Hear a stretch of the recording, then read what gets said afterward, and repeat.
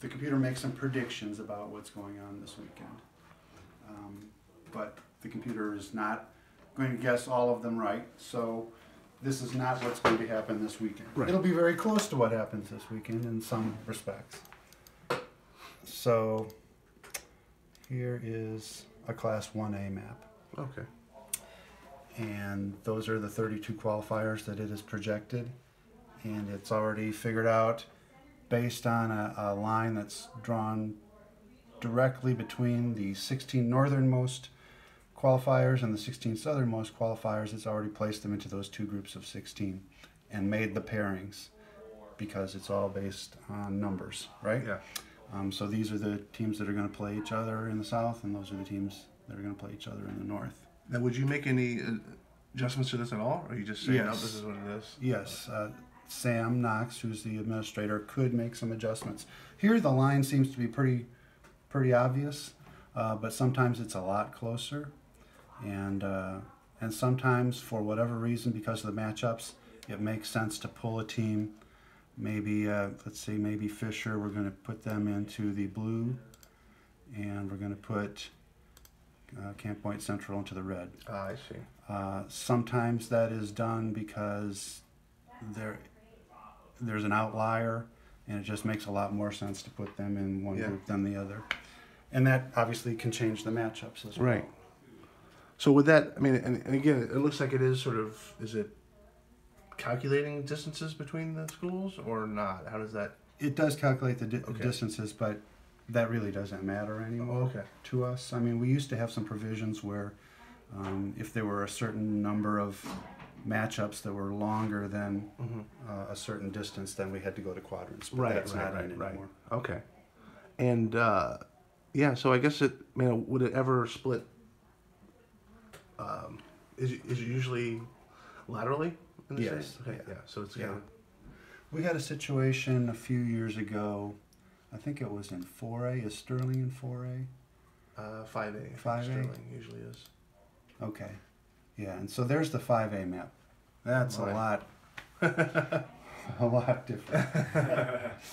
And it goes up into the Chicago area. Yeah. And so some of those south suburban schools are having to play in the southern bracket. Right. And for whatever reason, and I don't remember exactly what the circumstances were, we put Sterling in the southern bracket. Sure. I think there were some teams up here that were close by and were a better match than trying to send some other schools in a different direction. So So you would sort of look at overall travel in the first round in that regard. Sort of sometimes. Which have to put a school in. Right. Okay. And you can see here we've got at least 3 very long trips here. Oh, yeah. If this is what would happen in 5A this year. Right. And this is based on as through week 8.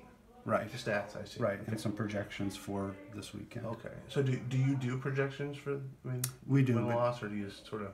We do, but it's very dumb projections. There's no intelligence into it at all. Oh, it's just to make sure it works, basically. Right. You just flip a coin and pick a team and see how it works. Okay. Right. Maybe, some of them are pretty obvious, but maybe the close ones, it only hits 50-50. Yeah. So it's not going. This is not what it's going to be exactly, but probably some of these matchups will occur. And so basically, is that kind of all it is? I mean, do you feed the numbers in and that's pretty much all it is. Yeah. I think last year Sam set the land speed record. I think we were done in about 20 minutes. Wow. After we determined the qualifiers. Sometimes there can be some thorny issues, trying to decide where to draw that line. Sure. But most of it is already planned out. And then this is an obvious answer. I assume it's strictly when you're looking to draw that line, it's geography. You're not looking at, you don't care who the program is. You don't care they're 9-0 or 5-4 or anything like that. No. We don't look at that. Yeah, it's just a matter of making sure the travel distances sort of make sense in the first round. Right. Okay. Right. All things being equal, we'd rather not have trips of 250 miles. Right. For a first round playoff game. Sure.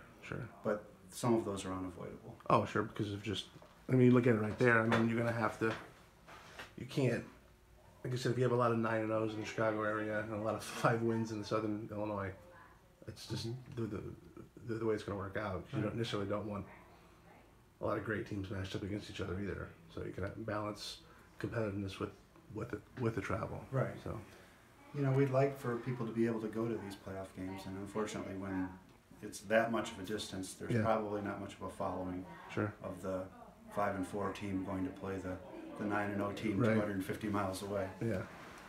Okay.